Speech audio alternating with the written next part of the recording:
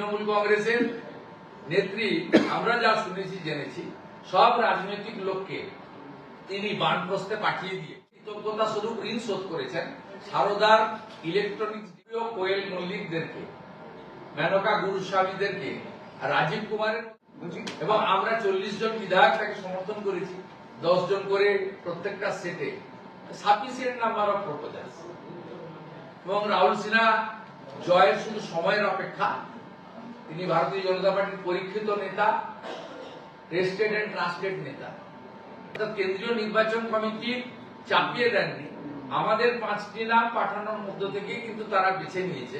এটাই ভারতীয় জনতা পার্টির ইন্টারনাল এবং সিস্টেমিক ডেমোক্রেসির একটি বড় উদাহরণ, যেটা তৃণমূল কংগ্রেসের নেত্রী আমরা যা শুনেছি জেনেছি সব রাজনৈতিক লোককে তিনি বানপ্রস্থে পাঠিয়ে দিয়ে তিনি এককভাবে প্রার্থী করেছেন। 2 জনকে কৃতজ্ঞতা স্বরূপ ঋণ শোধ করেছেন। সারদার ইলেকট্রনিক্স ডিভাইস নষ্ট করার জন্য রাজীব কুমারকে রিওয়ার্ড দিয়েছেন, আর বিনীত গোয়েলকে আরজি করের অভয়ার কেসে বাঁচিয়ে দেওয়ার জন্য মেনকা গুরুস্বামীকে তিনি আজকে গিফট দিয়েছেন। সুব্রত বক্সির মতো উনার যুব কংগ্রেসের সময় থেকে অদ্যাবধি সুব্রত বক্সি হাঁটতে পারেন, চলতে পারেন, এখনো জেলা করেন। এখন আপনারা জিজ্ঞেস করতে গেলে বক্সিটা বলবে যে আমি নিজে থেকে না বলেছি।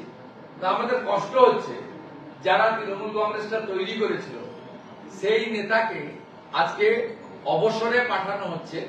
বাবুল সুপ্রিয়, কোয়েল মল্লিকদেরকে, মেনকা গুরুস্বামীদেরকে, রাজীব কুমারের মতো টেন্টেড একজন কুখ্যাত আইপিএস কে জায়গা করে দেওয়ার জন্য সুব্রত বক্সিকে আজকে বাধ্যতামূলক অবসরে পাঠানো হচ্ছে।